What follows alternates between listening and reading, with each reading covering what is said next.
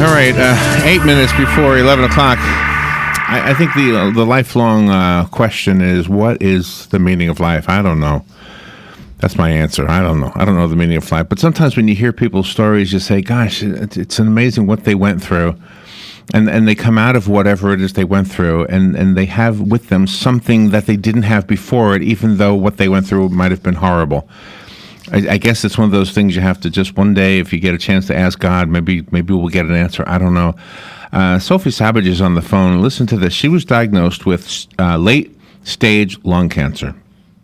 She is on the phone. She's an inspirational writer, speaker, a facilitator who has worked in the field of human development, emotional intelligence, mindset change. Mindset change. Boy, there's a whole topic right there I'm interested in. Corporate culture change. Oh my gosh, she's written a book called The Cancer Whisperer, Finding Courage, Direction, and the Unlikely Gifts of Cancer. That's probably the part that more than anything made me want to say what I said in the opening. We just don't know what we benefit from, even if it is something that sounds horrible. Sophie Sabbage, good morning, Sophie. How are you? Good morning. I'm very well. Thanks for having me. You're welcome. Where are you calling from? England. Wet, grey England. England? Grey? Is that what you said? Yeah. Oh, the weather's no good today? Wet and grey. Wet and grey. Wet and grey. Well, thank you for calling from England and to be on the air with us. How is your cancer right now? Right now, I'm well. I still have cancer. Cancer does not have me, but I still have cancer. I've got one small tumor in my lung. My primary tumor is still there, but the rest of me is clear and stable, and I'm feeling well and thriving right now. Oh, my goodness. How long ago were you diagnosed? Nearly 2.5 years. And so what is the reason you're so successfully battling it? What are you doing? Well, I think what I'm not doing is battling it. I think that's one of the... I think we talk about battling cancer and the fight with cancer. Right. The reason I named my book The Cancer Whisperer was because I want to change that narrative. It puts you in an adversarial relationship with your body and with your illness when you most need to be listening to your body and your illness. And it also creates a kind of angry, defiant mindset, which is stressful, actually. And it didn't work for me to be battling it. I wanted to learn from it. I wanted to know, why is this happening?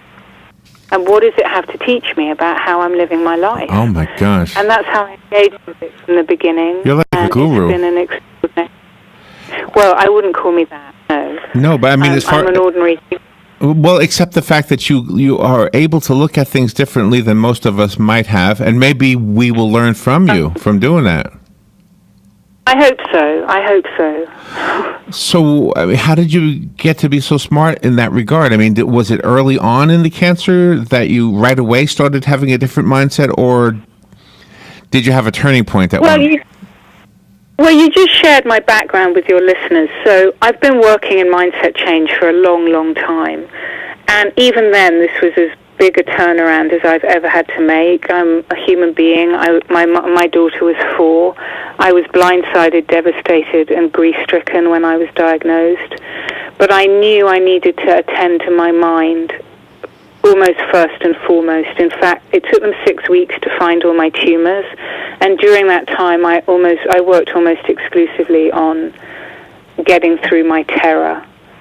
Because if you don't get hold of your fear, then your fear gets hold of you, and it starts making your decisions for you. And I was determined that not to happen. Is there a way for you to put us inside your head at that time and let us know what you were thinking and saying to yourself?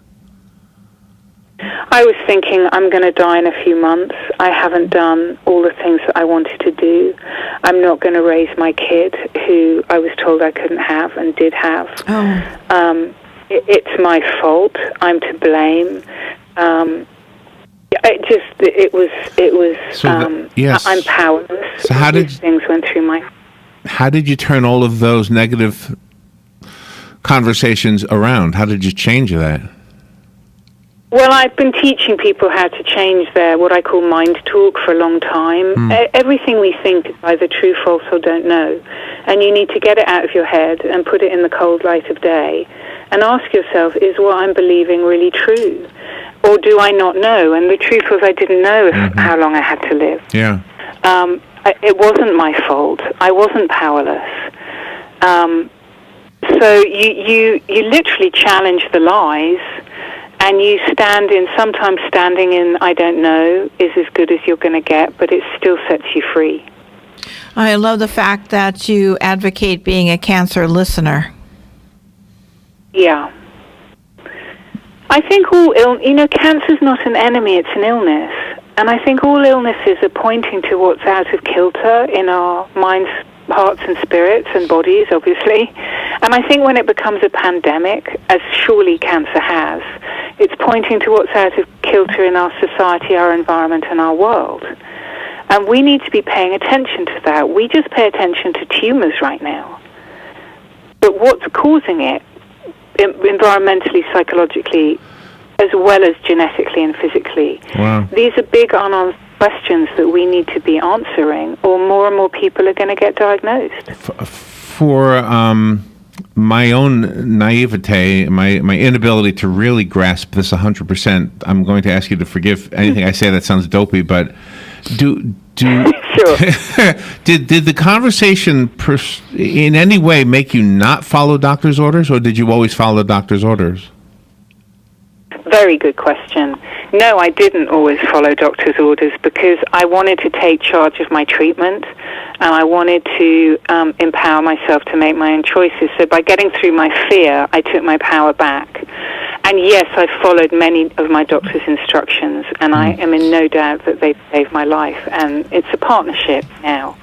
But I've turned down some big recommendations that they made, like radiating my whole brain. I said no. Really? I wish we had more time to talk to you, Sophie. What a fabulous story. The book is called The Cancer Whisperer. Sophie Sabbage, SophieSabbage.com. We'll put the link on the web on the podcast of this. Any other websites we should go to? We've got 10 seconds.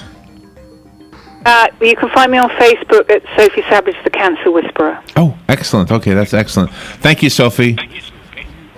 My pleasure. Thank you for having me. Come to Florida. It's warm and dry. We'll be right back. I would love to. Bye. Fox News Radio, I'm Lillian Wu. There could be details on how the president's immigration orders will be carried out.